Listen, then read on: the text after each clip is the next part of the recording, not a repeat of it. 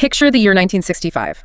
You open a crisp, newly printed issue of Electronics magazine, and you turn to a landmark paper written by Gordon Moore. Oh yeah, the famous 1965 paper. Right. Exactly. And in it, he is describing something incredibly delicate, almost poetic, really. He's outlining the microscopic elegance of classical hardware miniaturization. It was a very elegant idea. Right. He's talking about cramming more components onto integrated circuits, sketching out this future where our technology just gets smaller, cheaper, and, endlessly more refined. A vision of invisible, quiet progress. Exactly. But then you step out of that history and look at today's massive artificial intelligence race, and that delicate elegance is just entirely gone. We are looking at a landscape driven by raw, physical, earth-moving brute force. It really is a complete reversal of how we usually think about progress. And that contrast is just a perfect place to start this deep dive, because it highlights how deeply we misunderstand our own historical baseline. Oh, for sure. Like, when people see technology advancing rapidly today, they almost always drop the phrase Moore's Law. It's just a reflex at this point. Right. Everybody says it. But we have to clarify what Moore's Law proper actually was, because it was strictly an empirical economic observation. Okay, I want to stop you right there, though, because empirical economic observation sounds like textbook jargon. Fair enough.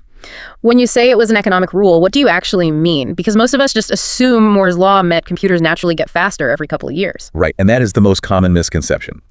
Gordon Moore was tracking component density. Specifically, he was charting the transistor count per chip at the absolute minimum manufacturing cost. That is it. Wait, just how cheap they could make them. Yes, exactly. I really want to emphasize to you, listening to this, that Moore's Law was never a native metric of clock speed. It wasn't a metric of floating point throughput or energy efficiency or artificial intelligence. It was just about the physical space. Right. It was purely an observation about economics and lithography. Basically, we are figuring out how to pack more transistors into the exact same physical space while simultaneously making them cheaper to produce. Okay, but you can understand why people get confused, right? Because for decades, the computers on our desks actually did get tangibly, visibly faster. Oh, absolutely they did. So if Moore's Law was just this ledger about packing in cheap components, what was actually driving the speed? Well, that brings us to a completely different principle that usually gets wrongly lumped in with Moore's Law. And that is Robert Dennard's 1974 law, commonly known as Dennard Scaling. Dennard Scaling, okay. Yeah. Dennard observed that as you shrink the physical size of transistors, the power density remains constant. Break that down for me. What does constant power density mean for the actual computer sitting on my desk? It basically means that because the transistor got physically smaller, the operating voltage and the current required to switch it on and off scaled down proportionally. Ah, okay. So because the tiny components use less voltage, you could force them to operate much faster without literally melting the silicon inside the computer. Precisely. Dennard Scaling was the real magic trick. It allowed clock frequencies to rise continually without exceeding the thermal envelope of the chip. And that's what gave you that feeling of speed. Exactly. It drove single-threaded processing speeds higher and higher for decades. But Dennard Scaling experienced a massive thermal collapse around 2005. A thermal collapse? What actually collapsed? Did we just hit a physical wall with the materials or something? We hit a quantum mechanical wall, essentially. It was due to something called sub-threshold current leakage. Which means what, exactly? Basically, the engineers shrank the transistors down so small that the physical barriers holding the electrons back became way too thin. Even when a transistor was supposedly switched off, electrons would just jump the track and leak right through. Oh, wow. So the electricity is just bleeding out into the chip. Yes. And when you have billions of components leaking current like that, they generate an enormous amount of wasted heat. Yeah. You literally couldn't push the clock speed any higher without the chip catching fire. Yikes. Yeah, that physical limit is what forced the entire tech industry to abandon pushing raw clock speeds. They had to pivot into multi-core processing, where you just run multiple slower brains in parallel instead. And that reality just totally destroys the illusion that computing magically gets faster forever in a straight line, which, brings us to the modern era, post-2020. Right, exactly. Because if you look at AI scaling today, we're clearly not relying on those microscopic wafer-level breakthroughs anymore. We aren't just shrinking things down to make the AI smarter. Not even close. The physical supercluster reality of modern AI scaling is staggering.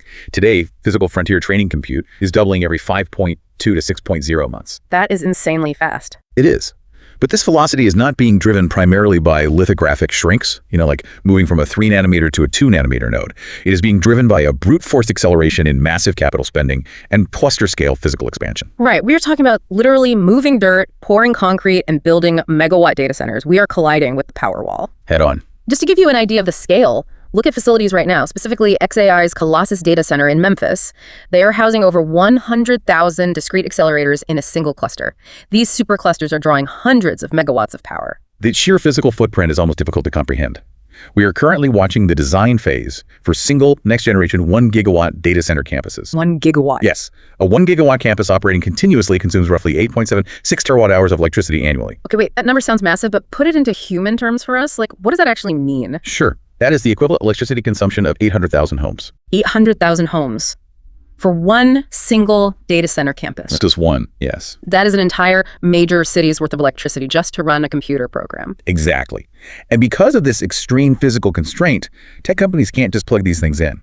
They're currently facing utility grid queue delays of 4 to 7 years just to get the necessary substation transformers and transmission lines built to supply that much juice. Now, if we step back and look at the macro picture, this extreme physical gridlock introduces a pretty glaring paradox. Right, because if you're hearing this, you're probably wondering the exact same thing I am. Yeah. If we literally have to wait up to 4 to 7 years for the power company to run the transmission lines, and we can't just plug in infinitely more machines, how are these AI models still making headlines for getting better every few months? Exactly. Where is the speed coming from if the grid is just frozen? Well, that is the secret engine of the current boom. It is a concept known as effective compute. Effective compute. Okay, yeah. It's a composite metric, essentially an illusion created by two different trajectories intersecting. You take that physical hardware growth, the raw computational capacity that we mentioned is doubling every 5.2 to 6.0 months, and you multiply it by algorithmic efficiency. So you just mean the software engineers figuring out how to write better code? Yes, but on a massive scale. According to research from Epoch AI and Ho et al., algorithmic software innovations mean the actual pre-training compute required to hit a specific performance benchmark halves roughly every 8 months. Wait, having the required compute every 8 months? That is a massive claim. What exactly are these software engineers doing that saves that much raw hardware power? It comes down to a few major architectural shifts. The most famous is the replacement of recurrent neural networks, or RNNs, by the transformer architecture. Okay, let's unpack that. How does a transformer save so much computing power compared to an RNN? Think about how you read a book. An RNN had to read a sentence sequentially, word by word, step by step. It had to keep a running memory of what it just read. Which sounds slow. Very slow. And that sequential process is very hard to distribute across thousands of chips. The transformer architecture changed the game by looking at the entire sequence of words at once, in parallel. Oh, I see. Right, it uses an attention mechanism to weigh the importance of all words simultaneously. And because it happens in parallel, you can distribute the math across thousands of GPUs incredibly efficiently. That actually makes perfect sense. It's the difference between having one person read 1,000 pages one by one versus handing one page to 1,000 different people at the exact same time. Exactly. And that immediate efficiency step change was just the beginning. Then researchers discovered compute optimal data ratios. What does that mean? Well, they realized early models were heavily overparameterized relative to their training data. Basically, they had too many virtual brain cells and not enough books to read, which was a huge waste of compute. Oh, got it. And on top of that, we saw the rise of synthetic filtering. Synthetic filtering, like throwing out the junk data. Basically, yes. Instead of scraping the entire internet and feeding the AI every random forum post and spam website, researchers use smaller, smarter models to highly curate, deduplicate, and clean the data first. Oh, so higher quality input significantly reduces the total volume of data, and therefore the total compute needed to reach the target capability. Exactly right. Okay, let me try to make a real-world analogy out of this to make sure I'm following. If the physical compute is the size of an automotive factory, algorithmic efficiency is like the engineers rearranging the assembly line itself. By changing how the robots move and throwing out the defective parts earlier, you only need half the raw electricity to build the exact same car. That is actually a very solid way to conceptualize it. The factory is getting bigger, yes, but the internal assembly process is also getting vastly more efficient. And mathematically, when you multiply those two distinct trajectories together, you arrive at a staggering number. You get the widely cited metric that effective compute doubles roughly every 100 days. Every 100 days. Yeah, that is around 3.15 to 3.5 months. Okay, hold on though. I have to push back hard on this. Multiplying concrete physical hardware by software efficiency tricks feels like a bit of an apples to oranges mathematical trick. It is definitely a debated metric. Right, because all the headlines take this 100 days number and scream that the AI is doubling its intelligence every 3 months. Does this math actually equal a doubling of intelligence? No, it absolutely does not. And that is where economists and machine learning researchers get incredibly frustrated with the whole Moore's law for AI framing. Because it's misleading. Very. Combining discrete floating point math execution on a physical chip with relative movement along task-specific software curves into a single neat number is deeply flawed. Doubling effective compute does not double real-world capability. Because input does not directly equal output. Just because you put twice as much gas in the car doesn't mean the car goes twice as fast. That is a perfect way to put it. The translation of raw training compute into actual real-world model performance is governed by neural scaling laws and power law dynamics. Okay, power law dynamics and neural scaling laws. Let's translate that into plain English. What is actually happening under the hood there? The technical way to say it is that cross-entropy loss decreases exponentially relative to compute. And in plain English? In plain English, it takes an exponential massive increase in computing power just to achieve a linear marginal improvement in real-world capability. So you literally have to double, triple, or quadruple the size of the supercomputer just to get the AI to be a tiny bit smarter. Exponential input yields sublinear downstream task gains. That is the harsh reality of the math, which is why the timeline of user-facing capabilities is vastly different from that 100-day input engine we just talked about. Right. If you look at the actual release timeline, major generational jumps like moving from the GPT 3.5 class to the GPT 4 class actually take 12 to 18 months, not 100 days. But wait, Even if the absolute smartest frontier models take over a year to leap forward, we are seeing the cost to use them plummet almost overnight. How do you square those two things? Well, because you have to separate the frontier from the baseline. What you were describing is the capability compression layer. The capability compression layer. Right. While pushing the frontier requires gigawatt data centers, the commercial API cost to access an older, fixed baseline capability drops by about 50% every 6 to 8 months. For example, the cost for developers to access GPT-4 class capabilities dropped over 80% in just 2 years. But how? If it took a massive supercomputer to train it, how are they running it so cheaply for the end user just 2 years later? Primarily through two techniques called distillation and quantization. Distillation is a fascinating process where you use the massive, high-capability teacher model to generate responses, and you use those highly accurate responses to train a much smaller, compact student model. Like a cheat sheet. Exactly. The student essentially memorizes the reasoning patterns of the teacher, and that allows it to match performance on specific tasks at a fraction of the computing cost. Then what about quantization? Think of quantization like dropping the resolution on a massive digital photograph so it loads faster on your phone. In AI, the models use very precise math, usually 16-bit floating point numbers, which take up a lot of memory. Makes sense. Quantization involves rounding those numbers down to a lower precision, like an 8-bit format. It inherently doubles the execution speed and halves the memory requirement, with remarkably little loss in the actual quality of the output. Okay, but this brings up a huge vulnerability then. If these models are taking 12 to 18 months to genuinely improve, how are they instantly acing every single standardized test we throw at them? We hear about models dominating benchmarks like MMLU, GPQA, or SWE Bench. Right. Are we actually seeing a doubling of real-world usefulness, or is there a trick here? Like, are these models just memorizing the answer keys from the internet? How do we separate benchmark mastery from reliable autonomy? That is perhaps the most critical vulnerability in the entire AI scaling thesis right now. Standard evaluations reach ceiling thresholds of over 90% accuracy remarkably quickly. And yes, there is a very real risk of data contamination. Meaning they basically saw the test before they took it? Exactly. Evaluation set linkage occurs because these tests are often published online. So during its web scraping phase, the model likely ingested the actual questions and answers. It artificially inflates the benchmark scores. It's a huge issue. It is. And furthermore, scoring well on a multiple choice benchmark does not scale linearly with real-world economic utility. Passing a multiple-choice coding test does not mean the model has the autonomous execution reliability to manage a complex, multi-hour software engineering workflow without hallucinating. So we have this power law dynamic where we need massive exponential leaps in physical size just to eke out real-world improvements. But because the industry needs that exponential leap, they are hurtling towards several massive brick walls. And it goes way beyond just the electrical grid queue we mentioned in the intro. Oh yeah, the secondary constraints limiting this whole scaling thesis are incredibly severe. First, you have the data wall. We are physically running out of high-quality human-generated text to train these models on. We have essentially exhausted the supply of books, research papers, and highly curated web content. It's like we've built the fastest, most voracious speed reader in the universe, but they've just finished reading every single book in the global library. Pretty much. So if we can't feed them more books, what do? Do they have to start writing their own books just to have something new to read? In a literal sense, yes. Yeah. That is exactly what is happening. The industry is pivoting heavily towards synthetic data generation and self-play reinforcement learning, where models generate their own data and mathematically verify their own training signals. Wow. But the data wall is really only the first hurdle. We also have the CapEx wall. Capital expenditure, the actual cash required to build the factory. Right. Training runs now require billions of dollars in upfront cash. Constructing one of these 1 gigawatt AI superclusters requires an estimated $10 billion to $15 billion in facility CapEx. And that's just the concrete, steel, and power infrastructure. That is unbelievable. On top of that, you need up to $25 billion in additional IT fit-outs to buy the actual GPUs. And here is the terrifying part for investors.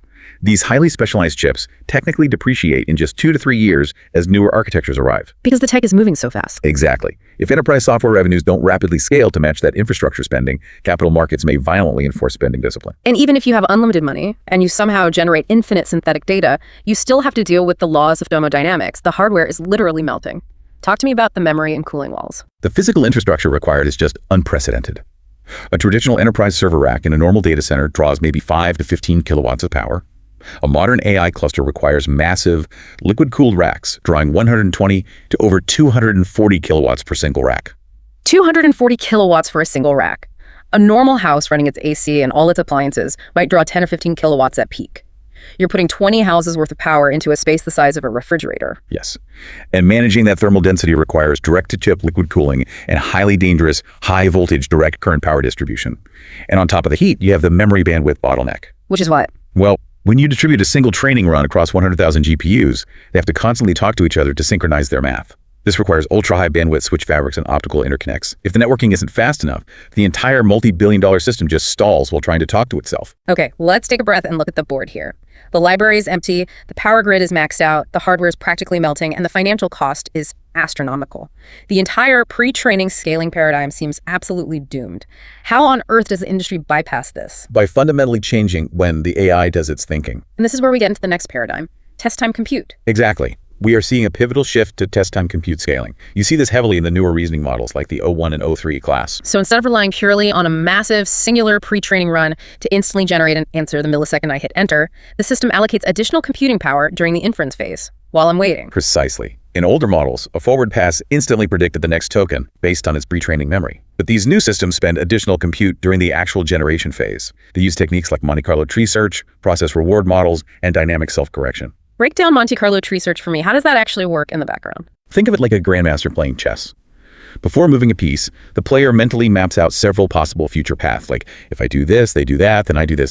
The AI is doing the exact same thing. It's planning ahead. Right. It explores multiple reasoning paths in a hidden scratch pad, verifies the intermediate steps mathematically, scores how likely each path is to succeed, and fixes its own errors before it ever shows you the final answer. I love this. Instead of forcing a student to memorize every single textbook in the world before the final exam, we're finally just giving them a blank scratch pad and an extra hour during the test to double-check their own math. That is exactly the dynamic, and it works remarkably well. This yields step function improvements in complex coding and mathematical problem solving, effectively bypassing the need for a proportionally massive new pre-training cluster. They found a totally new axis to scale on.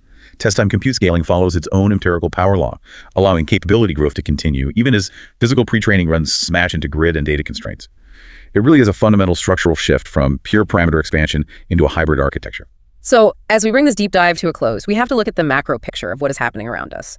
AI scaling is absolutely not a simple, single variable continuation of Moore's law. Not at all. Moore's law measured a single manufacturing variable, transistor count per integrated circuit at minimum cost. It was an engineering microefficiency curve. The AI scaling we're witnessing today is a multivariable macro system. It bundles lithography, data center construction, software efficiency, data curation, and test-time reasoning compute into a single massive deployment curve. And it leaves you with a really intense final thought to mull over.